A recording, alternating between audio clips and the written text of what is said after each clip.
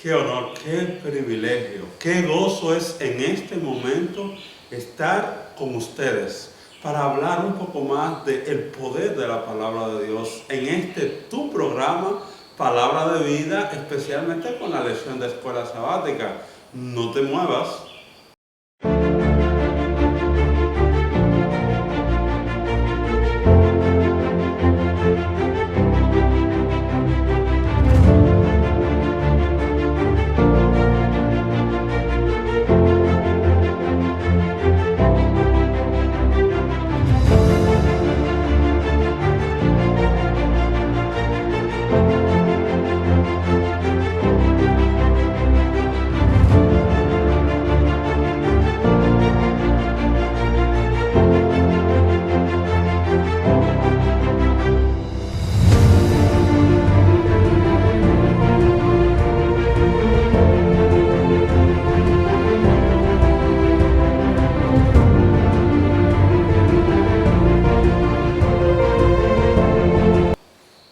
Bendiciones amigos, hermanos, un placer estar con ustedes en esta nueva lección de Escuela Sabática, muy interesante, muy importante. Creo, muchachos, que las que vamos a estar tratando ya de aquí en adelante son muy puntuales y creo que nuestros amigos van a disfrutar mucho de este contenido que vamos a estar desarrollando porque atacan puntos muy importantes de la cristiandad en sentido general y que también como adventistas del séptimo día tenemos que tener un manejo preciso del tema. Así que nosotros le invitamos a que comparta este contenido, los comenten, se suscriban a aquellos que no lo han hecho y le invitamos también a que junto con nosotros pues puedan darle seguimiento a este tema que vamos a tratar, que es muy importante. Así que no dejen de compartirlos, incluso con aquellas personas como hermanos evangélicos, hermanos católicos, cristianos en sentido general, porque este tema es de vital importancia para su salvación. Bienvenidos. Pasajes contradictorios. Es la pregunta y me llama la atención porque no es un título afirmativo de pasajes contradictorios, sino es la pregunta si los pasajes que nosotros entendemos que son contradictorios realmente serían contradictorios. Así que vamos a orar para empezar. Oramos, Padre Celestial. En esta hora te agradecemos por el privilegio maravilloso una vez más de hacer hincapié en tu palabra, oh Dios. Permita que podamos en esta mañana entenderla, vivirla, oh Dios, y que pueda ser de mucha ayuda para nuestros amigos, Señor, que nos escuchan y nos ven en diferentes partes del mundo. En el nombre de Jesús, amén. Muchas personas creen de manera diferente sobre la muerte, sobre el infierno, sobre el purgatorio y cielo, porque hay muchos pasajes que posiblemente no se darían a entender.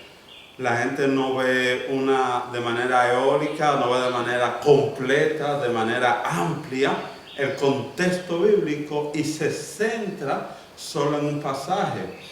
Y entonces, como se centra solo en un texto, le sirve para un pretexto de no ver la Biblia de manera completa. Y algo que siempre hemos querido hacer en nuestro programa y en nuestro criterio de ver la Biblia, es ver el todo, el completo, el total de la palabra, ¿verdad? Porque es lo que nos ilumina y nos permite ver con claridad el contexto del texto. Así es que creo que en esta semana vamos a estar estudiando específicamente eso. Y empezamos inmediatamente, antes de la ronda de comentarios, para leer el texto de memoria. Escudriñad las Escrituras porque a vosotros os parece que en ella está la vida eterna, pero ellas son las que dan testimonio de mí. Juan capítulo 5, verso 39. Juan capítulo 5, verso 39. Me parece interesante que el autor de la lección haya tomado este texto porque es un texto muy conocido, ¿verdad? Y porque Jesús le está diciendo, miren, ustedes están escudriñando las Escrituras. Ellos no la estaban dejando de estudiar. Sí. Ellos eran fervientes estudiosos de las Escrituras. Pero es porque ellos entendían que en ese estudio de las Escrituras estaba la vida eterna. Pero en el simple estudio O sea, solamente en estudiarlo. Con el hecho de yo estudiar las Escrituras ya tengo vida eterna. Y sin embargo ellos no sabían que el fin de las Escrituras no era el estudio en sí de las Escrituras. No era la teología de la Escritura. No era la teología de las Escrituras, sino el fin último de las Escrituras era llevar al individuo, al estudiante, al maestro, a Jesús. Eso. Y entonces ellos estaban rechazando el fin último de las Escrituras y cuidaban el camino que eran las Escrituras. Exacto. Muchos de nosotros hacemos eso hoy. Nos podemos confundir en el hecho de que el conocimiento es más que suficiente. Y de hecho, cuando tratamos estos temas que la Iglesia Adventista, el Señor le dio la revelación correcta de estas cosas, nos podríamos sentir como seguros en el aspecto intelectual porque manejamos el texto. Pero si la experiencia no es consona, no está en armonía con el texto, pues eso no tiene ninguna relevancia en materia de salvación. Así es. Así es, y es interesante ahí porque cuando Jesús les expresa esa palabra, Jesús ahí le aclara, ¿no? Ustedes dicen que en ella está la vida eterna, pero de quien ellas hablan Es de mí. es de mí, yo estoy frente a ustedes y ustedes no me Y reconocen. no me están reconociendo. Entonces hay un problema ahí en el tema del escudriñamiento, ¿verdad? O sea, escudriñaban, pero al parecer no querían o no entendían, ¿verdad?, la esencia de lo que escudriñaban, porque ahí estaba Jesús. Y todo el enfoque que tenía las Escrituras era hacia el Maestro. Okay. Mire, hay algo que quisiera ya ir entrando como en materia, porque sé que cada tema de esta semana motiva a una consideración especial. Sé que hay muchas cosas que compartir, pero en el sábado el estímulo es que como cristianos adventistas nosotros manejemos correctamente lo que nosotros creemos. Hay una deficiencia de instrucción entre nosotros como adventistas, porque nos hemos dedicado más como ¿cómo yo digo esto? Sin que se me malinterprete. Nos hemos dedicado como más a traer a las personas que a instruirlas. Entonces, no es que esté mal que la traigamos, no. Bueno, el llamado de Jesús es... Tráiganlo. Pero hagan los discípulos. Pero háganlo enseñen, hay que enseñarle. Solamente nos estamos quedando en una parte de la comisión que se nos encomendó. Y un trabajo medio, pues un trabajo que está mal hecho. ¿No? Entonces, el apóstol Pedro nos motiva a que nosotros debemos dar razón de nuestra fe. Dice, estad siempre preparados para presentar defensa con mansedumbre y reverencia ante todo el que os demande razón de la esperanza que hay en vosotros. O sea, todo eso es un llamado que el Señor nos hace, de que nuestro estilo de vida, nuestras creencias, no debe depender del dicho de otro, sino que debe depender del estudio consensuado que yo hice de la Escritura y que conforme a lo que yo estudié, entonces yo vivo. Y fue el título bien merecido que se dio a la iglesia en tiempos atrás. Por algo a la iglesia se le llamaba el pueblo del libro. Porque siempre que alguien quería venir a solicitar razón de tu fe, o sea, un adventista lo primero que le citaba era Biblia. No, espérate. Génesis, Éxodo, no. De hecho, hay doctrinas adventistas que en el tiempo del pueblo del libro, o sea, no hace muchos años atrás, un adventista se sabía un texto de cada libro de la Biblia, o sea, desde el Génesis hasta el Apocalipsis, tenía un texto para demostrar su creencia, por si acaso. Entonces, es como dices, Dios está haciendo un llamado. De hecho, la primera parte de Jesús es enséñele y bautícenlo. Exacto. Lo que nosotros hemos, y he escuchado a muchas personas predicar, diciendo, primero bautízalo y enséñale. Y si después no está de acuerdo con lo que yo le estoy enseñando. No, porque el texto principal es enseñar. Claro. O sea, cuando tú enseñas a alguien, ya tú no tienes la responsabilidad. Mi responsabilidad delante de Dios para el mundo no es, ¿lo bautizaste o no lo bautizaste? No es eso lo que Dios me va a preguntar. Dios me va a preguntar, ¿le enseñaste? Exacto. Ya la disposición de ser bautizado es del individuo y del Espíritu Santo que hace la obra en él. Ahora, eso nos va a permitir darle, en verdad, entrar a la parte de los textos difíciles. Claro que sí. No, y hay que resaltar algo, y es que, por ejemplo, la persona comienza a crear conciencia y criterio de lo que está aceptando cuando Exacto. conoce. Exacto. Porque si no se le educa, entonces no se le puede seguir. No hay manera. El único libro que tiene contrato, que no tiene letras pequeñas, es la Biblia. Que no tiene letra pequeña. No tiene de letra hecho, la pequeña. tiene bastante grande, las que son medio difíciles. Exactamente. Sí. Por lo tanto, nosotros no debemos ocultar lo que el Señor no quiso que se ocultara. ¿Sabes que leí una cita en esta semana hablando de eso?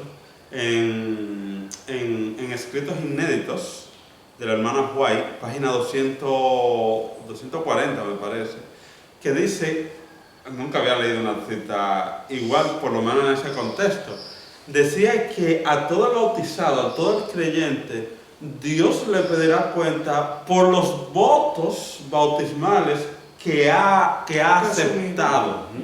Que ha aceptado. Pero hay algo interesante. Antes, cuando bautizaban a la gente, le leían la cantidad inmensa de los bautismales, no recuerdo cuántos son, 17, 21, por ahí andan.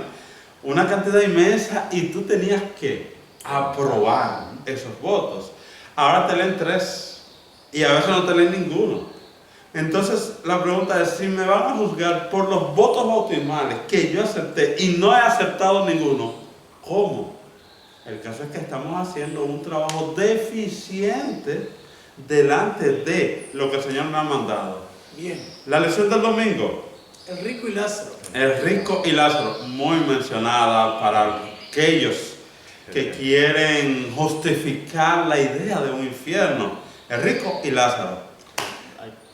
No, iniciaríamos haciendo la primera pregunta, ¿no? Si la expresión de parte de Jesús, porque creo que para nuestros amigos que la utilizan para darle fuerza a sus creencias, ¿no? Uno de los hechos más trascendentales es que quien está hablando aquí literalmente es ¿quién? Jesús. Es Jesús. Sí. Entonces la pregunta es si esto, esta enseñanza que el Señor quería pues resaltar era algo simbólico o algo literal. Y allí es donde nos vamos a espaciar ahora, ¿no? Entonces, es la primera pregunta que quiero dejar en el aire. Okay. Para que nuestros amigos puedan entender, claro, que nos ven, el trasfondo de esto y el por qué el Señor Jesús lo utiliza, ¿verdad? O sea, ¿qué quería el Señor enfatizar? ¿Qué era lo que quería resaltar? ¿A dónde quería llegar? Quería darle fuerza a una creencia, ¿verdad? A una doctrina que cuando estudiamos la Biblia no encontramos ningún fundamento bíblico, o lo que quería era simplemente dar una ilustración, ¿verdad? Para sustentar algo. Exactamente. Bueno, de algún modo que nos ven son adventistas, la mayoría, ¿no?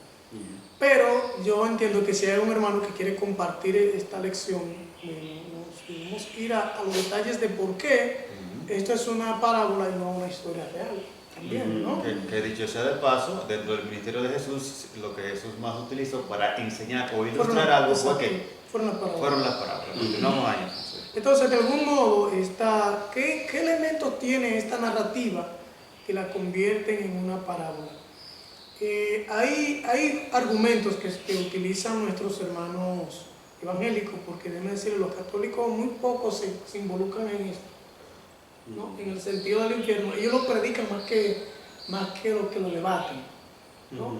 Pero nuestros hermanos evangélicos lo utilizan como pie de soporte para su método evangelístico, ¿no? El mencionar el infierno de manera constante.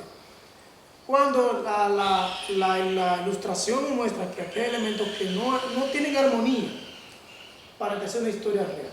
Okay, claro. El primero es, por así decir, estamos en el libro de Lucas, capítulo 16, para los que nos quieran dar el seguimiento, así lo sugiere el folleto. 16, Lucas capítulo 16, verso 19 hasta 31. Sí, y Luz dice, ilustra que se vestía de púrpura y lino fino, y ahí comienza como una historia real, hasta el punto cuando llega aquí, la muerte. Realmente, cuando tú notas el primer punto, que es que hay dos entidades, una en un lado y otra en otro, teniendo comunicación. Una conexión, al parecer. Y tú te preguntas, ¿cómo yo sé cuando algo es parabólico o cuando es una parábola o cuando estamos hablando de algo real literal?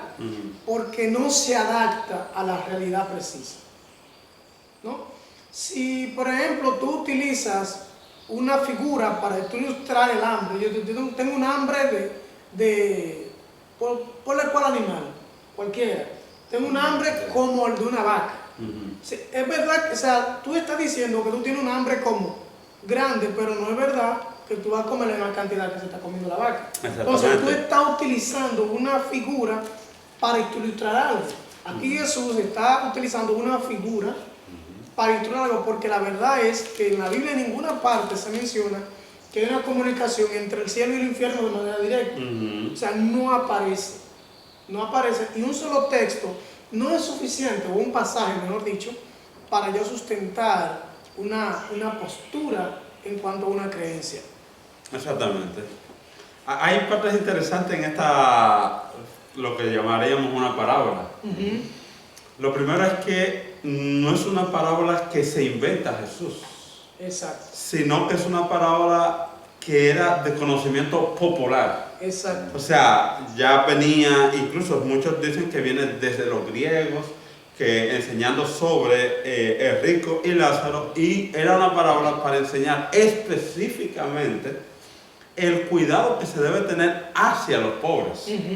O sea, Jesús de repente, si vemos el texto completo de Lucas capítulo 16, vemos que Jesús no está hablando de la muerte. No. O sea, Jesús no está hablando, de ejemplo, miren, cuando la gente va a morir, no es sucede esto, no la muerte viene aquí, la muerte viene allá. Y para que ustedes tengan un ejemplo de lo que es la muerte, entonces le doy esta parábola. No.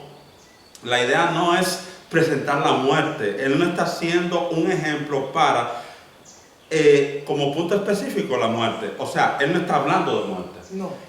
Ahora, cuando habla de rico y Lázaro, está hablando, si vemos el contexto completo, está hablando del ambiente social, está hablando de las viudas, está hablando ¿verdad?, de los pobres, está hablando, cuando vemos el texto completo, está hablando de ese ambiente social, del cuidado que debemos tener con los menos desfavorables. En ese contexto, del cuidado que se debe tener con los menos desfavorables, entonces él introduce esa palabra que era de conocimiento, ¿verdad? Entonces, el texto puntual que Jesús quiere dar a conocer es: deben tener cuidado con los menesterosos, deben tener cuidado con los pobres, deben tener cuidado con, ok, ya estamos, deberíamos estar claros en eso. O sea, no importa de qué religión yo sea, estoy consciente de que lo que Jesús está tratando es un aspecto social y no doctrinal en cuanto a un punto que tenga que ver con la muerte. Lógico que la parábola es una parábola. El pasaje es una parábola. Que el pasaje es una parábola, es lógico, porque como ya decía Alfonso, pues el contexto en el que se menciona la cercanía entre el cielo y el infierno, el seno de Abraham, o sea, se sabe que Abraham no tiene un seno donde todos estamos allí, la parte de Abraham, ese contexto de Abraham, que es meramente judío por el hecho de que, wow, en la experiencia de Abraham, es lógico que no estamos en el seno de Abraham. Entonces, de por sí, ya el contexto, ¿verdad?, queda deslegado a una parábola. Ahora, ¿cómo yo sé que esa parábola en una parte espiritual no es realidad? Sencillo. Y Dani me lo quiere contestar. No, iba a hacer un comentario, pero no quiero... Sencillo, porque el contexto holístico de toda la Biblia me presenta que eso no puede ser real. No hay manera. No hay manera. Cuando yo me voy a Eclesiastés capítulo 9, que me dice que los muertos nada saben. Cuando me voy al libro de Job, donde dice, miren, yo sé cómo se todo el Biblia y yo lo voy a ver en la redención, en el día final. Si Job inmediatamente tenía el conocimiento, y Job tenía el conocimiento, cuando leo el libro completo de Job, veo el grado de conocimiento que no solo tenía Job, sino los amigos que vienen a visitar a Job. Entonces, si Job tenía ese conocimiento tal, debió de haber dicho, no, yo inmediatamente, de hecho, debió decirle a la mujer, sí, mujer, es verdad, voy a morir porque voy a ver a mi Redentor inmediatamente. No, Claro. no, claro que no. Y también el conocimiento que tienen las hermanas de Lázaro, no es de la parábola, sino es real. Más adelante.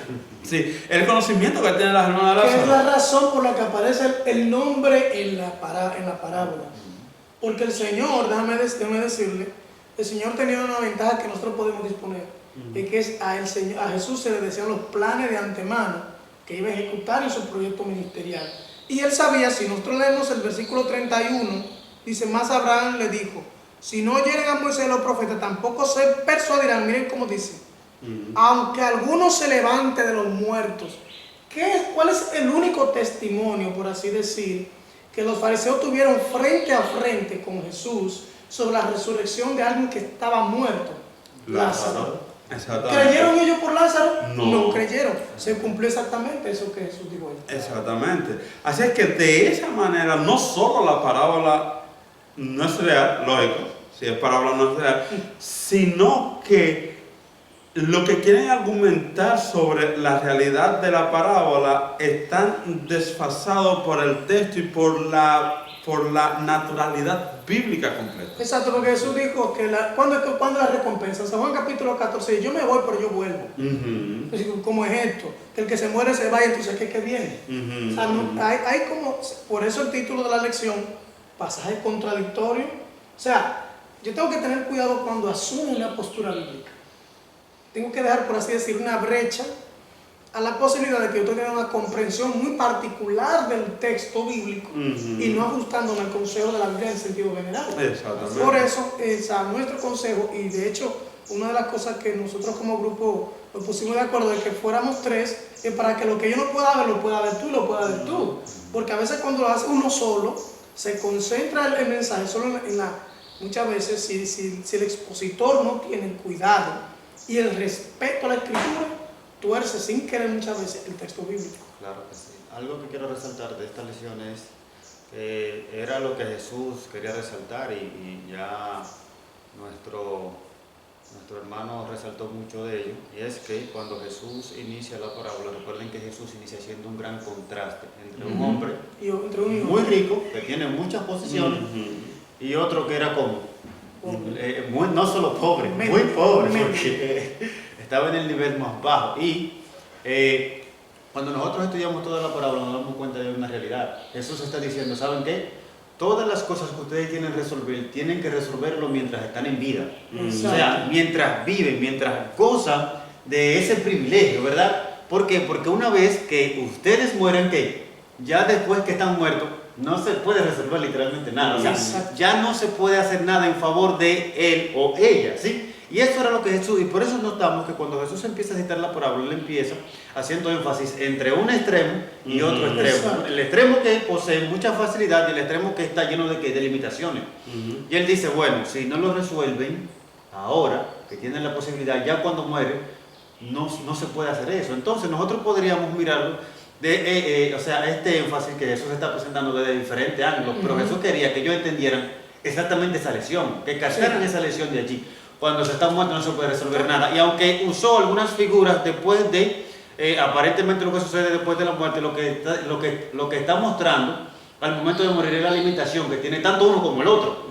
Es decir, no pueden resolver nada, o sea, no pueden cambiar su realidad una vez que mueren.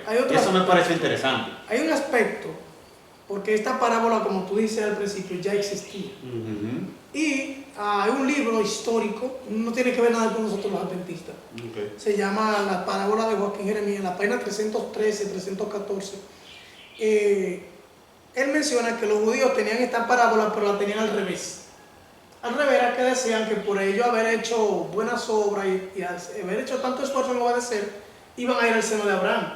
Pero aquellos que no lo obedecían, como los gentiles, y que lo tenían ellos, recuerden que había un sesgo cultural, entonces no iban a poder disfrutar de eso.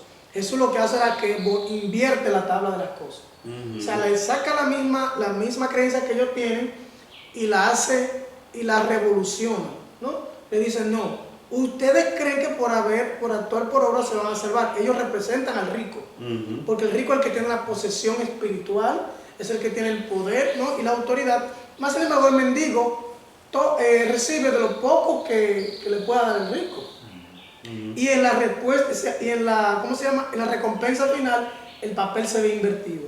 Eso es lo que le estaba diciendo a ellos también, y no descartando nada de lo que ustedes han dicho, sino como colocando para hacer un castillo. Jesús le está diciendo, ustedes creen que van para el reino de los cielos por el hecho de manejar la verdad. Pero el hecho de que esa verdad no es práctica en sus vidas, aquel que ustedes consideran como mendigo espiritual, va a posiblemente recibir mucho mejor recompensa que ustedes. Recuerden que las enseñanzas de Jesús no son como se presentan hoy. Las enseñanzas de Jesús eran enseñanzas revolucionarias. Claro. Porque no lo matan por gusto.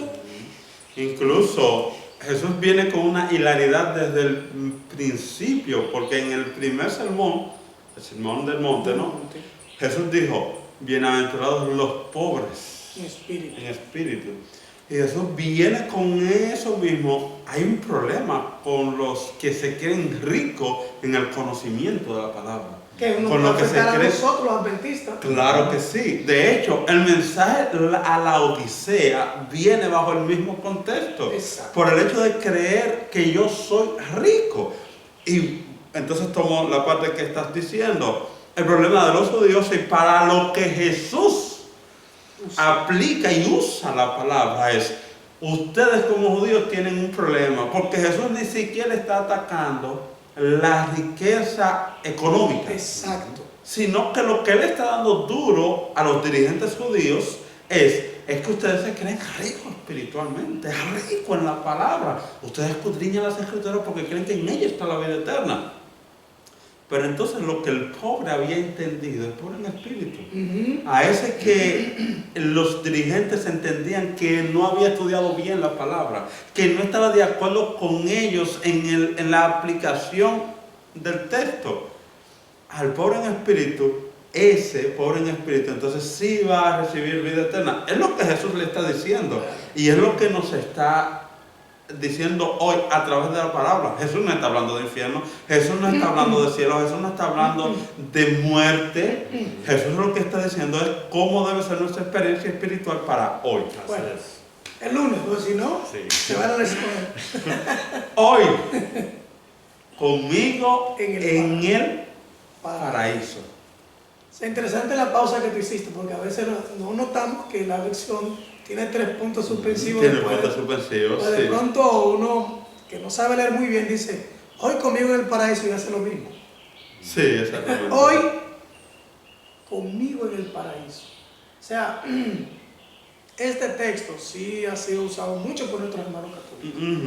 O sea, el anterior lo utilizan mucho nuestros hermanos evangélicos, aunque es una herencia. La parábola la usan los hermanos evangélicos, pero es una herencia. Es una herencia. Es una herencia. Sí, porque esa es una doctrina católica. Exacto. Que los protestantes han asumido y la han, porque tienen algunas pequeñas diferencias. Exacto. ¿Verdad? O sea, ejemplo, el catolicismo tiene la parte del purgatorio que los protestantes no la manejan. ¿Ok? Pero al final es una doctrina derivada del catolicismo y no de la Biblia. Exacto. Porque cuando vemos el texto de manera, ¿verdad?, clara, muchos dicen, no hacen la pausa de hoy estarás conmigo en el paraíso, que es como muchos los quieren ver, como muchos los quieren analizar y como muchos los quieren trabajar. Hoy te digo, estarás conmigo en el paraíso. O sea, esto, yo que fui formado en el catolicismo, y quiero decir esto, el catolicismo al principio era una iglesia pura.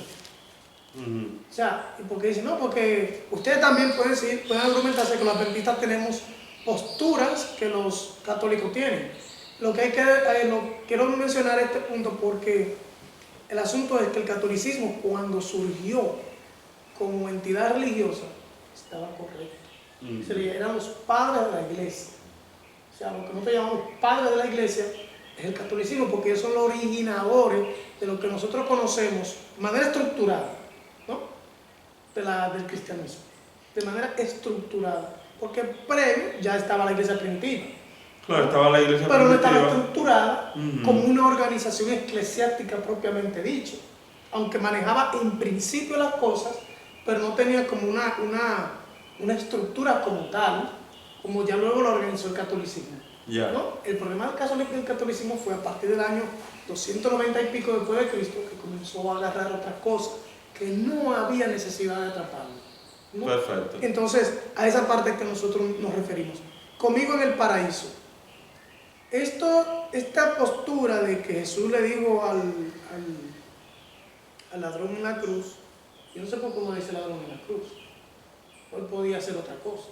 Sí. Está bien, aunque le dice ladrón, pero casi como que se le quedó, nosotros no nos hemos dedicado al convertido después. No porque puede ser convertido. Sí, porque se convirtió. exactamente. O sea, porque cuando Jesús le da la respuesta, porque ya está convertido. Ya está convertido. Ya no es ladrón. Ya no es ladrón. Ya está convertido. Sí. Entonces, la respuesta que le da Jesús, nosotros se ha asumido en el cristianismo como que es un asunto de inmediatez. Pero cuando uno va detenidamente a la escritura, ve que Jesús se muere y él todavía está por ahí. Y él todavía está por ahí, exactamente. Porque Jesús murió y él quedó colgado. Que dicho sea de paso, la lección resalta que se contradicen porque cuando Jesús le dice esta palabra, aunque muchas personas creen que tuvo literalidad la expresión y que de una vez se resolvió eso. Se fueron al paraíso, ¿verdad? Pero miramos las escrituras y seguimos leyendo que Jesús, ¿verdad? Luego murió, va al sepulcro y que luego resucita el domingo. Y que cuando María se encuentra con María le dice, espérate, no, tú no puedes tocar. Oye, yo le digo para allá. Todavía no he subido al Padre. ¿Y el ladrón dónde estaba? Y entonces, ¿qué pasó ahí? Hay una cosa. Ahí vuelvo con el ladrón. ¿Dónde estaba el hombre? Entonces, ¿dónde estaba el hombre? Porque el ladrón seguía crucificado. O sea, que hay un asunto. ¿Por qué bajan a Jesús de la cruz el viernes? Porque murió. Es porque ya muere. Si Jesús hubiese seguido vivo, pasa todo el sábado ahí. Esa era la ley. Hasta que no muere, no puede bajar. No hay manera de bajar. Porque la Biblia resalta que como se acercaba el sábado y por el tema del sábado ellos querían evitar tener que lidiar con ese tema el sábado, entonces les mandan a quebrar las piernas para que mueran de dolor. Y cuando van es que se dan cuenta que ya Jesús murió. Entonces lo hacen con los dos que están colgados. Exacto. Sí. Bien. Hay algo interesante aquí con estará conmigo en el paraíso y es el texto anterior, el mismo libro de Lucas, ¿no? Bueno, bastante interesante que lo que estamos trabajando es el mismo libro de Lucas. Y es por lo que dice el ladrón o el recién convertido, como lo que vamos a llamar. ¿Qué él le dice? Señor, veamos el texto. Está en el libro de Lucas 23. Ajá, pero veamos el verso 42, que es el verso donde él habla, ¿verdad? Verso 42, mírenlo aquí. Lo leo entonces, le dijo a Jesús, Señor, acuérdate de mí cuando vengas en tu reino. Miren lo interesante, el ladrón tenía claro la expresión correcta, porque es la expresión correcta. Es la expresión correcta. Y en ese ambiente de la expresión correcta, cuando te vayas, cuando venga. Y en ese ambiente de la expresión correcta es que Jesús le contesta. Exacto. O sea, Jesús ni siquiera le dice, no, mijo, espérate, yo estoy medio equivocado. Déjame corregirte. El asunto es que no es cuando yo venga, es que tú te puedes ir conmigo ahora. No. Y el ladrón tenía, incluso el deseo de toda la gente expresa que el ladrón había escuchado otras veces a Jesús. O sea, él lo había seguido y en su corazón como que el Espíritu Santo lo había llamado, pero esa vida no lo había dejado. Entonces, ahora en este momento, por eso él le dice al otro, cállate. Tú no sabes que este hombre es justo. ¿Por qué él le dice, este hombre es justo? Porque él había seguido el rastro de Jesús. Le ha dado seguimiento. Y eso me ha llamado poderosamente la atención. ¿Saben por qué? Porque hay drogadictos en el barrio. Hay ladrones en el barrio. Hay asesinos, sicarios en el barrio, que tú sabes lo que están haciendo en este momento. Dándonos seguimiento. Viendo al cristiano. Viendo a ese hermanito que va con su Biblia debajo del brazo, que está yendo a la iglesia. Ese hermanito que lleva un matrimonio, ¿verdad? Que el Señor lo ha ido bendiciendo. Hay gente en el barrio viéndote. Exacto. Y te está dando seguimiento, como seguimiento le estaba dando a Jesús, este ladrón. Por eso, él le dice al otro lado, cállate, yo le he dado seguimiento a este hombre es fiel, este hombre es justo. Nosotros somos los tigres. Nosotros, aquí los pecadores somos nosotros, pero este hombre Y entonces le hace un llamado a Jesús interesante. Jesús, cuando tú vengas, ¿qué tenía claro aquí? Que no era ahí el momento. Por enseñanza que había recibido del mismo maestro. ¿Ok? Cuando vengas, entonces, ¿cómo? Ahora tú me saltas y dices, no es cuando venga, fue ahí mismo, en ese mismo momento. No, el ladrón estaba claro, era cuando viniera. Y entonces Jesús le dice, te digo hoy, el hoy no pertenece a estarás conmigo en el paraíso, sino que el hoy pertenece al te digo. Exacto. ¿Ok? Te estoy diciendo hoy y ahora. Como estoy dando mi palabra, yo estoy responsable con lo que le estoy diciendo. Exactamente. Anota la fecha. Estarás conmigo. Y gloria a Dios, porque eso será una extraordinaria realidad cuando Jesús venga.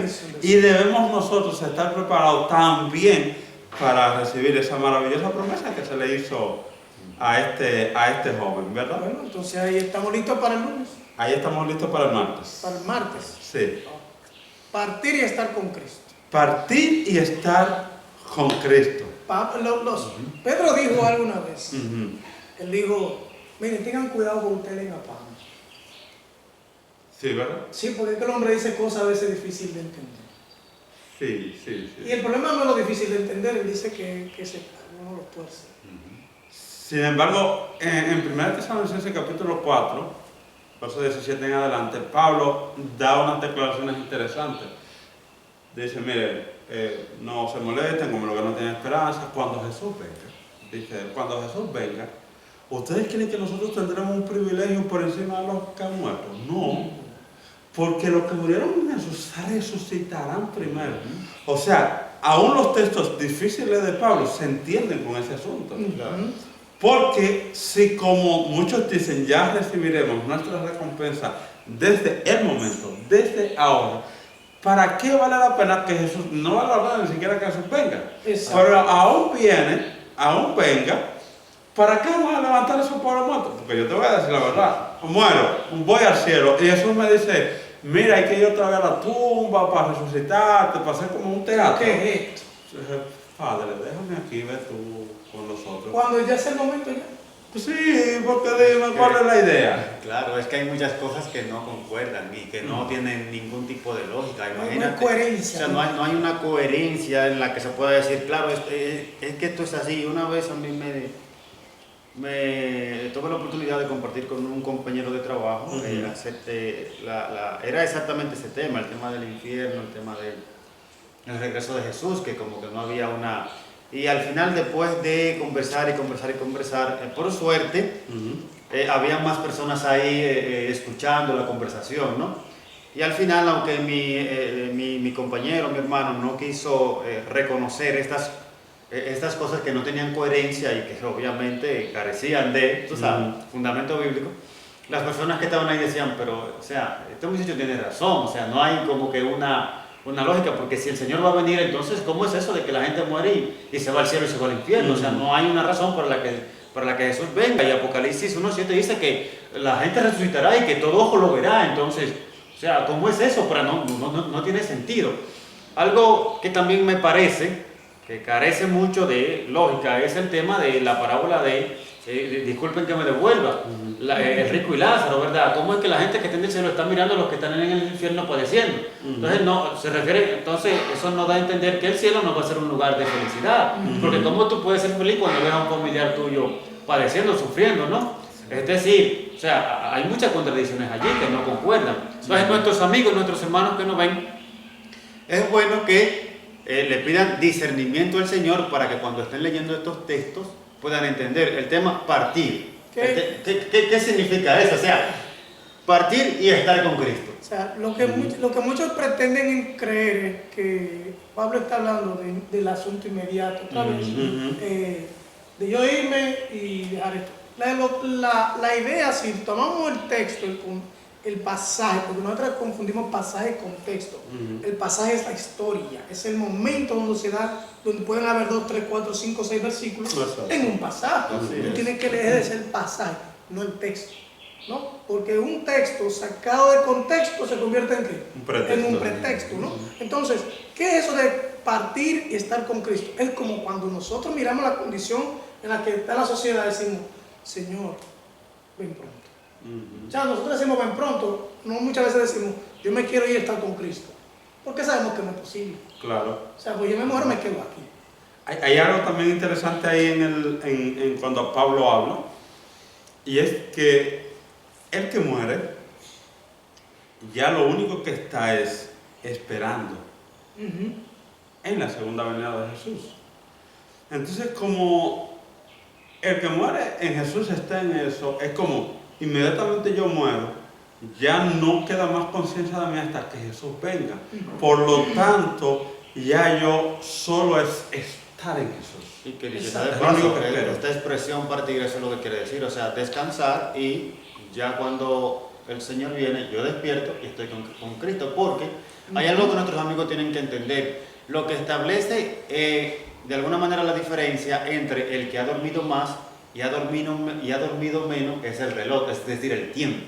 Si no tuviéramos un reloj que nos indicara el tiempo que ha transcurrido, no podríamos describir quién ha dormido más que otro. ¿Sí podemos entender eso? Ha pasado el mismo tiempo. Ha pasado el mismo tiempo para ambos. ¿Sí me entienden? Entonces, y a esto es a que Pablo se refiere. O sea, partimos, descansamos, pero cuando reaccionamos ya el Señor ha regresado. Es decir, no tenemos constancia del tiempo que ha transcurrido, y eso me parece interesante.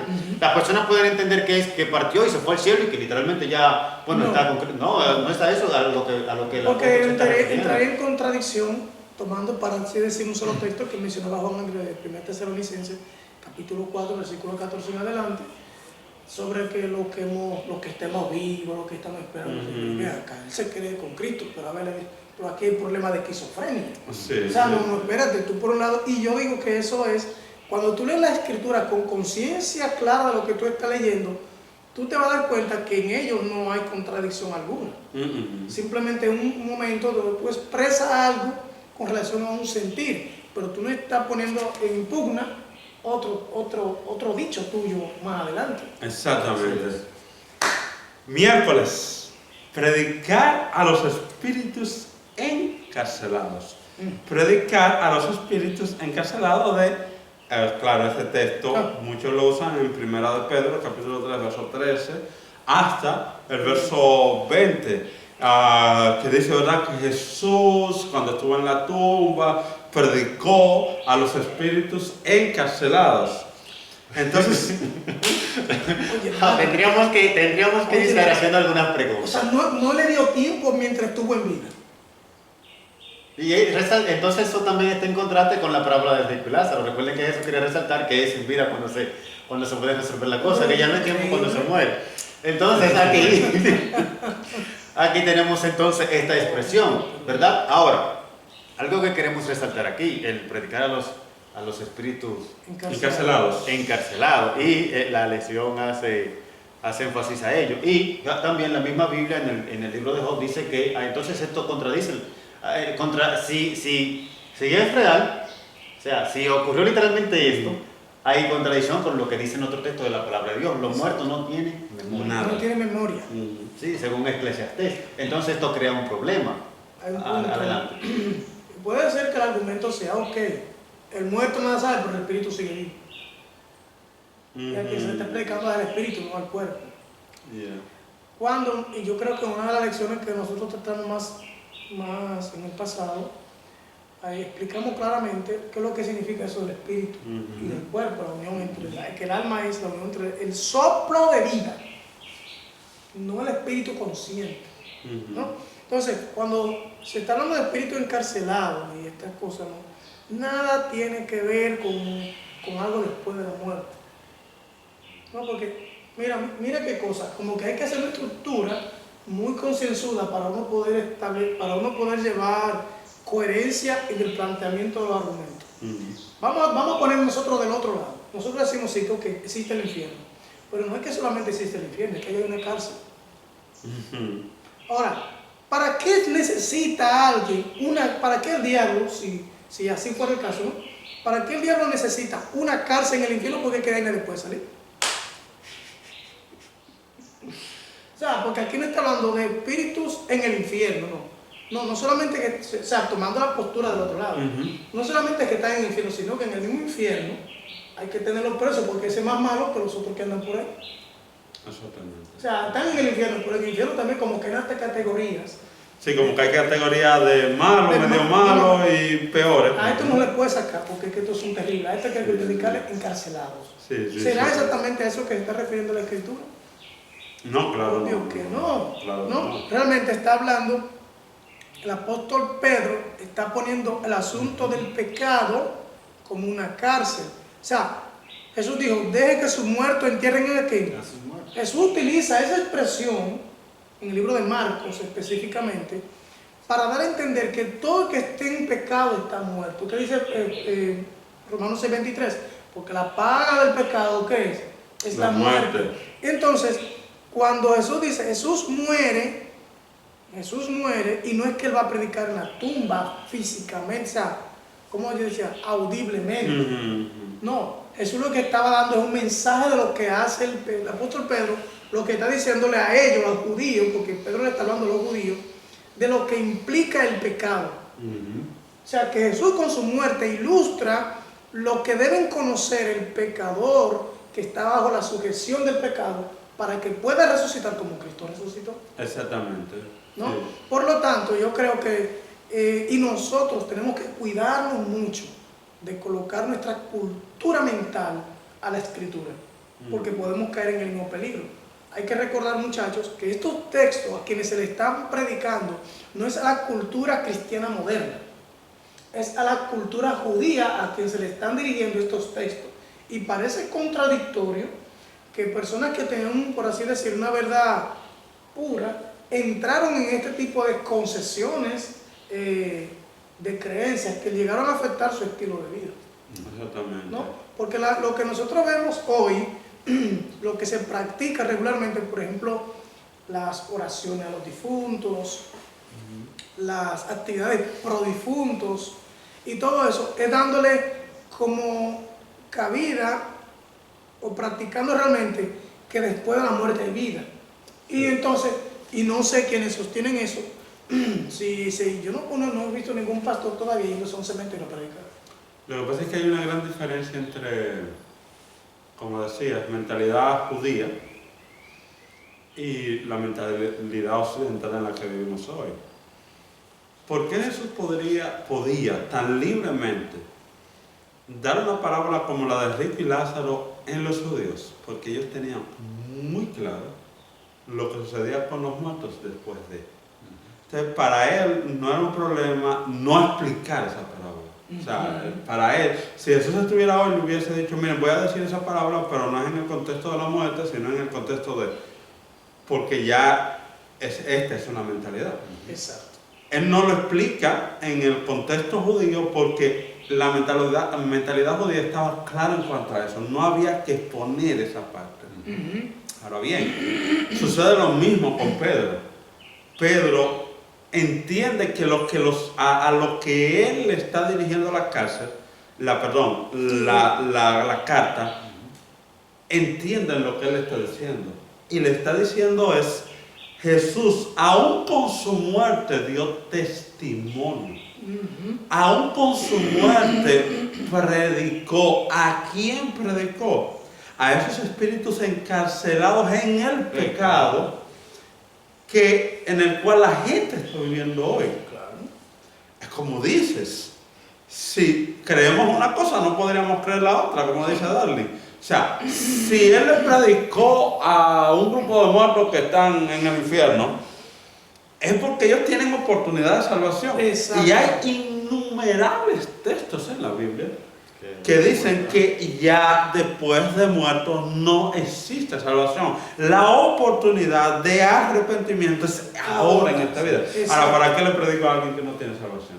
Eso no tiene sentido. No tiene ningún tipo de sentido. Entonces, el texto es claro, decir, lo que está diciendo es que con su muerte Jesús dio testimonio y predicó. ¿Cuál fue la predicación que dio Jesús?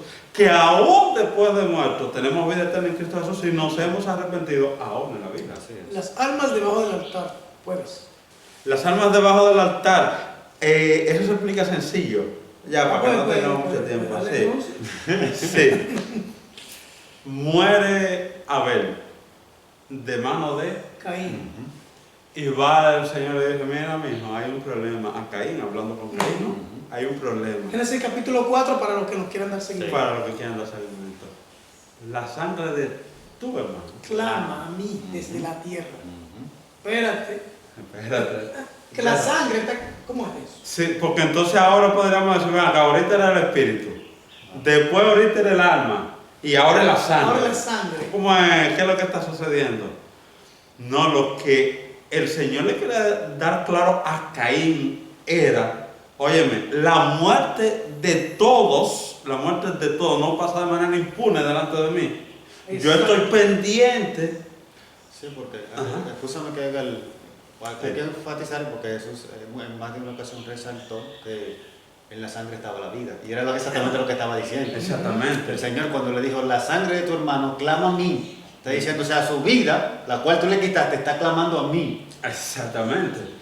Y sucede lo mismo con con las almas que están debajo del altar. Estas almas que están debajo del altar, expresadas por el libro de Apocalipsis, y ojo,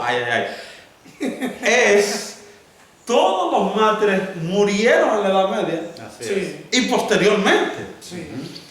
Esta sangre que está en el altar, le está diciendo, Esas almas.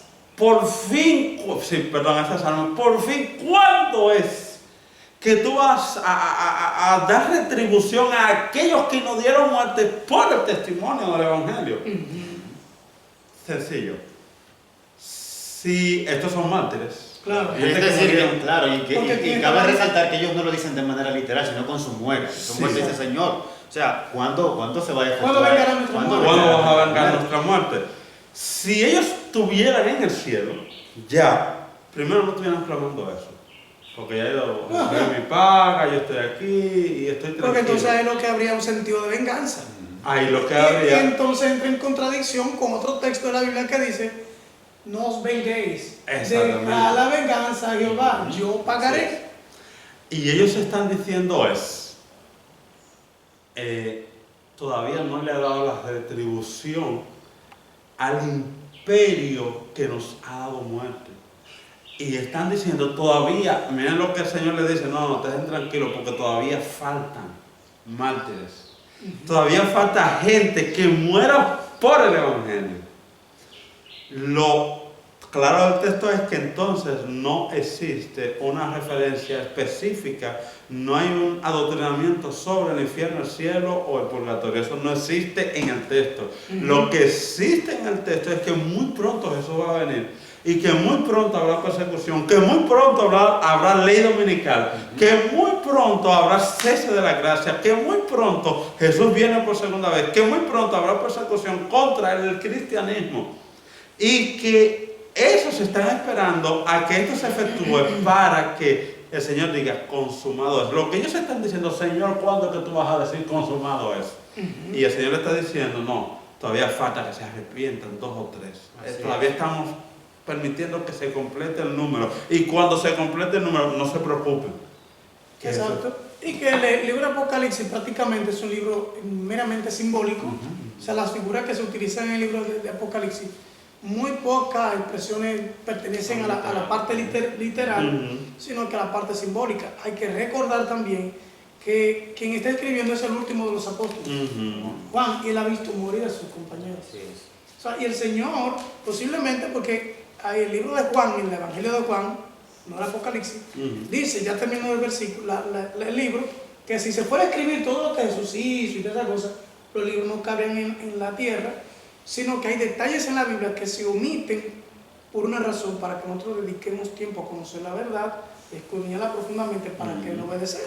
Por tanto, el asunto de las almas debajo del altar, y tú lo ilustrabas muy bien al principio con el tema de la sangre de Caín, y por ahí tú te puedes ir a después a Noé y todo eso, ¿no? Realmente hay que tener en cuenta el mensaje que subyace detrás de cada expresión bíblica. Porque muchas veces podemos literalizar lo que es simbólico y simbolizar lo que es literal, ¿no?